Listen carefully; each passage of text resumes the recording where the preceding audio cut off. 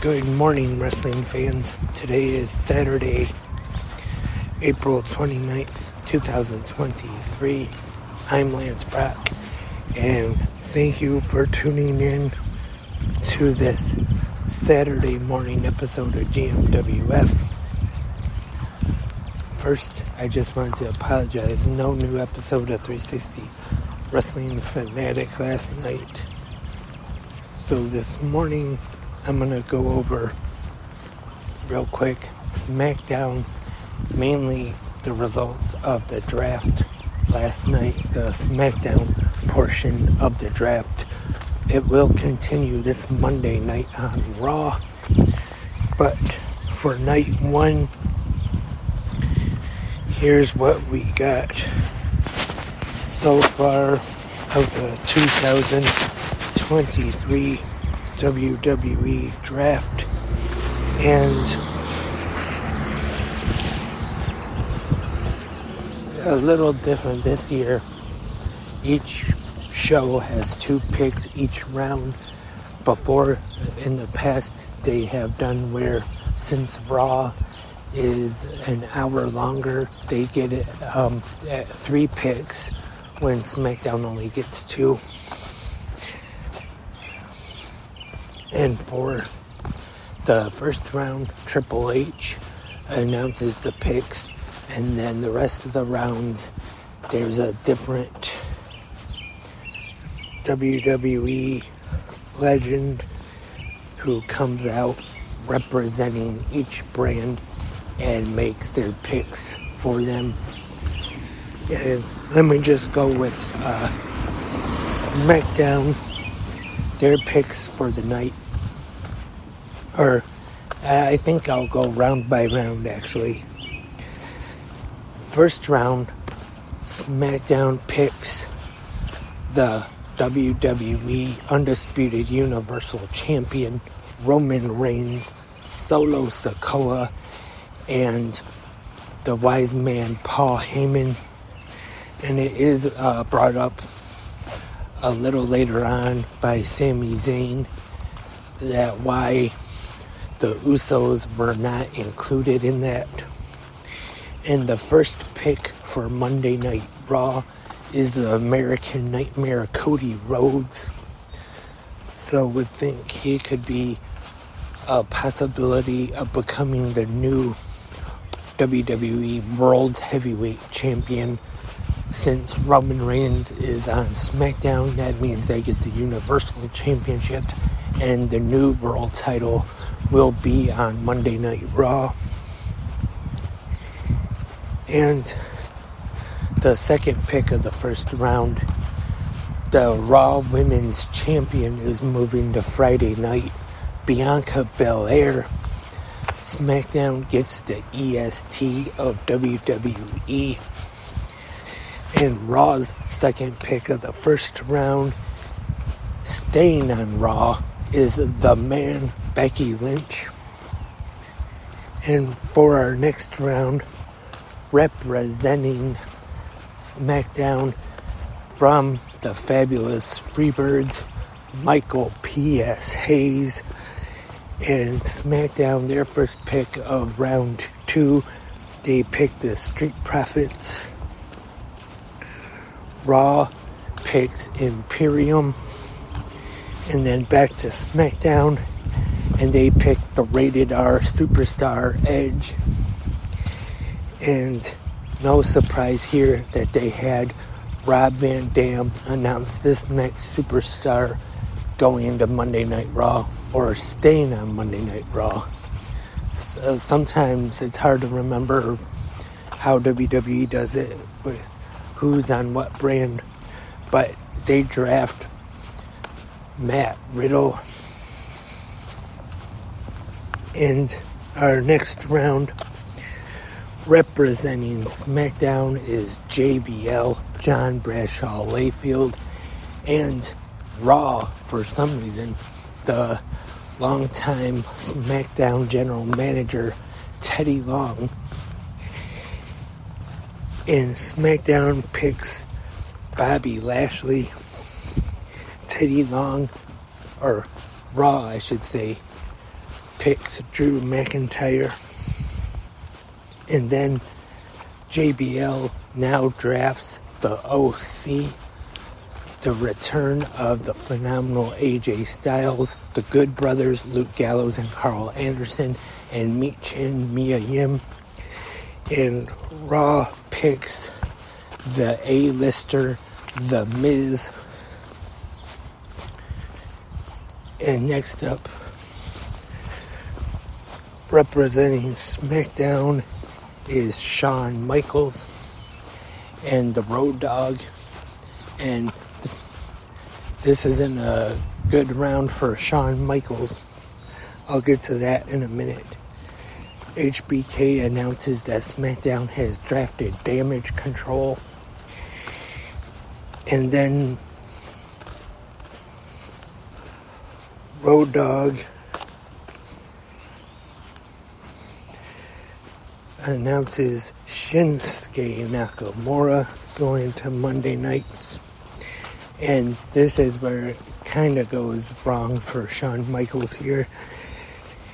Going to Friday Night SmackDown is the current NXT Women's Champion, Alba Fire and Isla Dawn, or as Michael Cole kept calling her, Isla Dawn.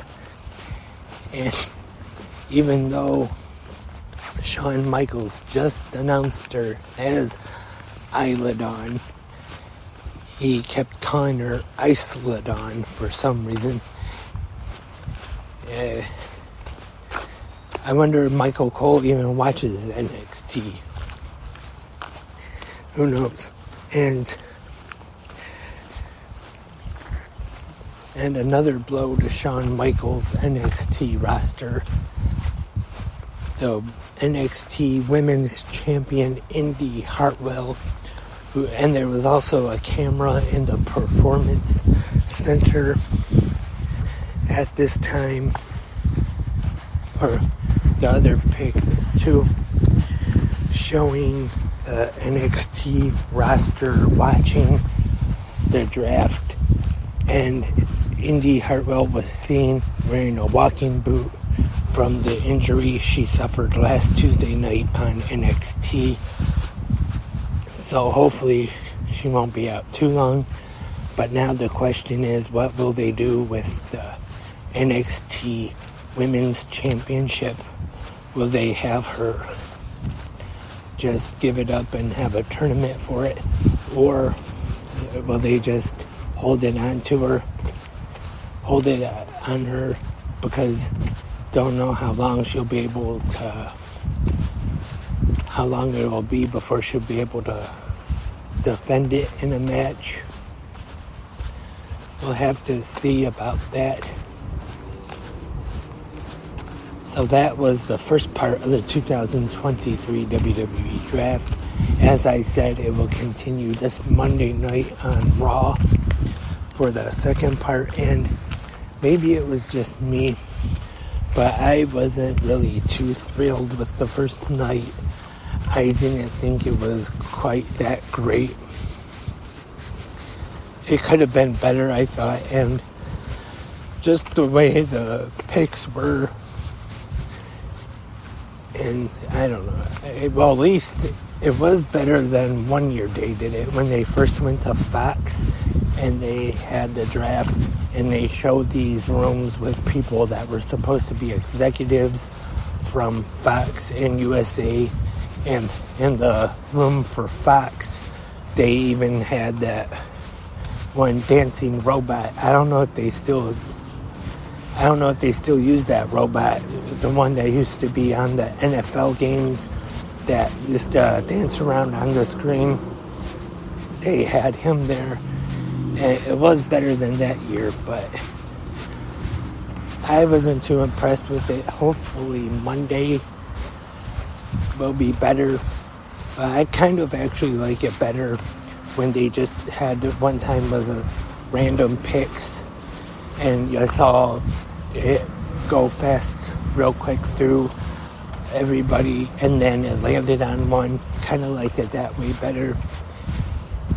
And speaking of the draft, there is a supplemental draft with some more guys. I'm not sure what time it's usually available on Peacock and the WWE Network, but it'll be on SmackDown Lowdown this morning. I don't think it's on there yet, though. I could be wrong, but we'll have to find out some more picks. Probably more of the mid-card talent will be in this one like they used to do. Before the network, they used to have it on WWE.com the day after the draft. But like I said, it will continue on Raw Monday. And before I wrap up this episode, I usually don't talk about spoilers too often or at all. But it's already been talked about and rumored. And not gonna talk too much about it. But last night at the Impact Wrestling tapings in Chicago, Trinity, the former Naomi from WWE, made her official Impact debut at the tapings. I'm guessing that the first episode from them will air this Thursday on SSTV. I could be wrong about that, but I think that's when they're gonna start airing the episodes. But just in case I might be wrong about that, and we'll have to see what happens for Trinity in Impact Wrestling going forward. I wouldn't be surprised to see her in the hunt for the Knockouts Championship. Eventually, anyway. I don't think they should right away put the title on her, but I think her and Deonna Purrazzo can have some really good matches. And that's it for this Saturday morning episode of GMWF. Thank you everyone for listening right here on Spreaker or wherever you are listening. And remember, any questions, comments, or suggestions, you can leave them right here in the comments section on Spreaker or whichever podcast site you are listening to on. And hope everyone has a great Saturday today. And until then, keep watching pro wrestling.